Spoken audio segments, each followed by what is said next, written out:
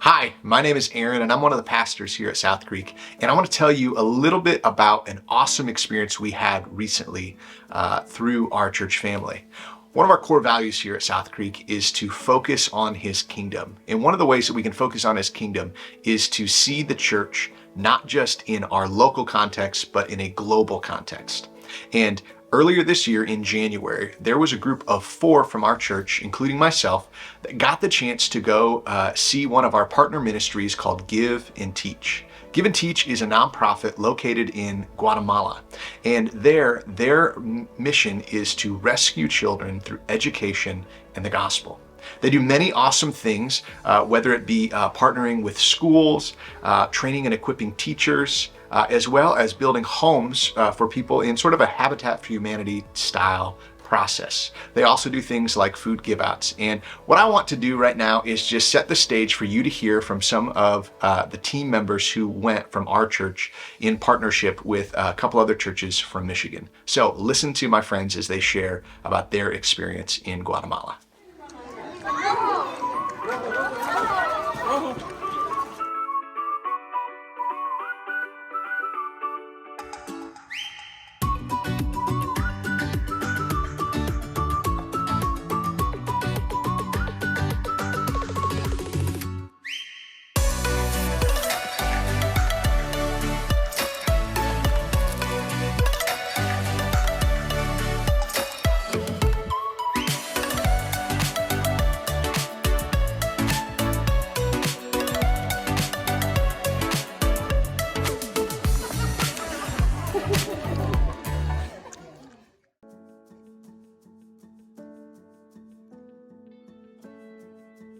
My name is Justin Webster, and I'll have to say some of the biggest things that surprised me about the trip was locally the culture.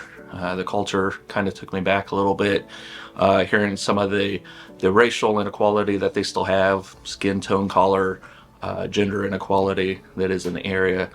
It was just interesting to hear that is something that's present to this day.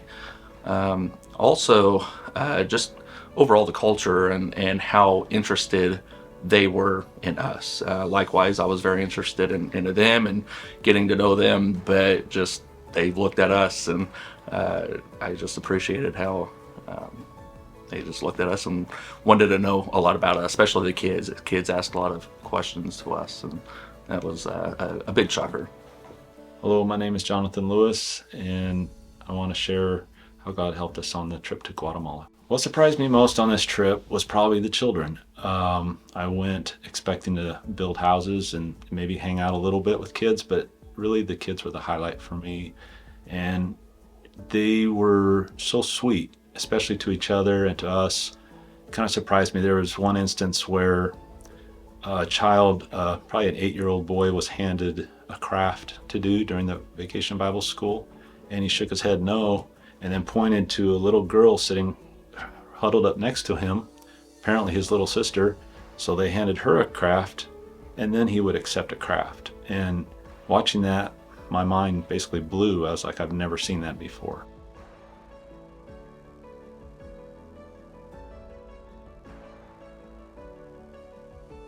So what impacted me the most on the trip was, I think overall, just the smiles from the kids, the smiles from the working women in the village, and the smiles from the working men carrying 100 pounds of seed and coffee on their back going to market. I would smile and wave at them, and they would set a bag down and smile and wave back at me. Couldn't communicate verbally unless we had a translator there, but just those smiles and those waves really meant a lot to me, and I think it meant a lot to them as well. Hi, my name's Ruth Ann Lewis, and I am here to talk about our recent Guatemala trip that we took in January. What most impacted me was just spending time with people. We got to know the people, obviously, that we were working with from Michigan, and then also the interpreters. We spent every day with them, and they actually stayed at the mission house with us. And then the workers that were part of the mission compound that were hired by the Church of God, they were there. And so we got to know them. And then, of course, the people that we build houses for, they spent a lot of time with us each day as we worked on their homes, and they also helped build their homes too.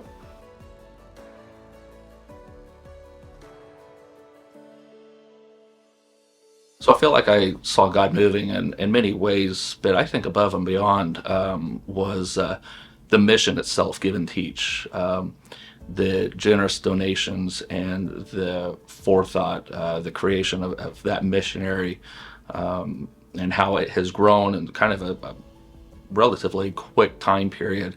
And then donations and volunteer work has just started to pour in. And because of that, they're able to build local schools, give food drives, build the homes. And I really feel like that God is moving in that. And with that, they are able to expand even at a much higher rate of services that they are offering in that community.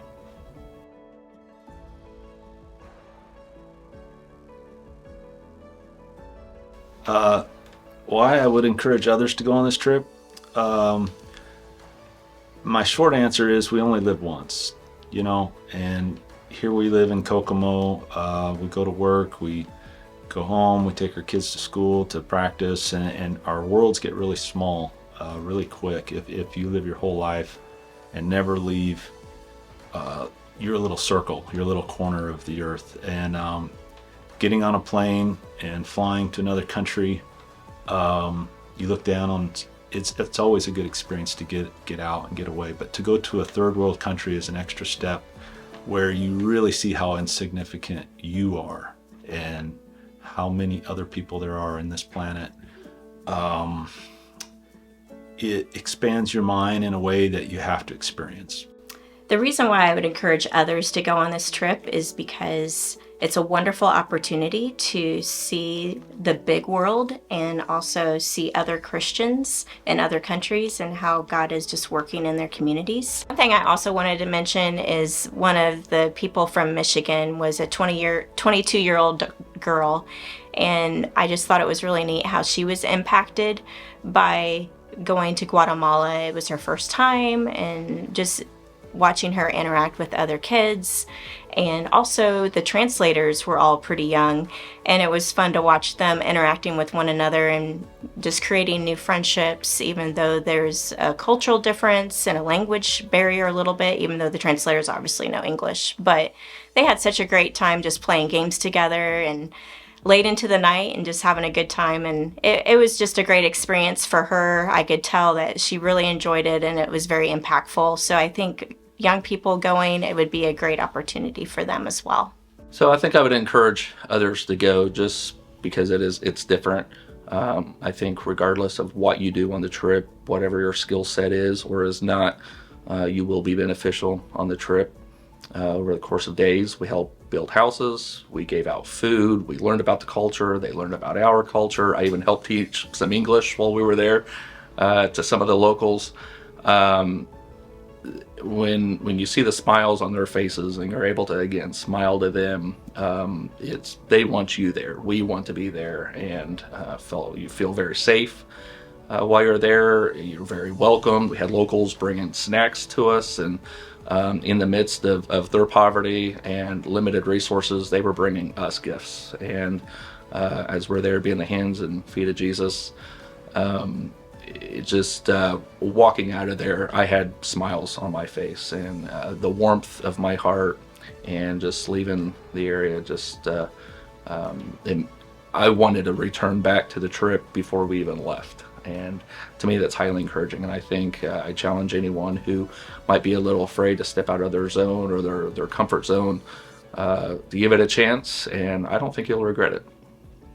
As you heard, God really did a work not only in the hearts of those who went, but also some really awesome kingdom work is happening in Guatemala, and we're really excited to continue to partner with Give and Teach. Our hope is that this wasn't just a one-off trip, but becomes something that we do more and more often. So if you are interested in knowing more about Give and Teach, you can go to their website, which you'll see below. Or if you're interested in knowing about future trips, our partner church, the Greenville First Church of God in Greenville, Michigan, is planning on doing a trip this summer if you might be interested in joining them. But we also plan on joining with them in February 2025. So this next year, the goal is the trip to be February 1st through the 8th. So if you're interested in that trip and more information, we'll begin communicating that in the coming months. But if you want to know more about that, you can email me at aaron@southcreek.church. Friends, thank you again for being a church that cares about not just our own church, but the Big C Church and the global church. And thank you so much for being invested and focused on His kingdom.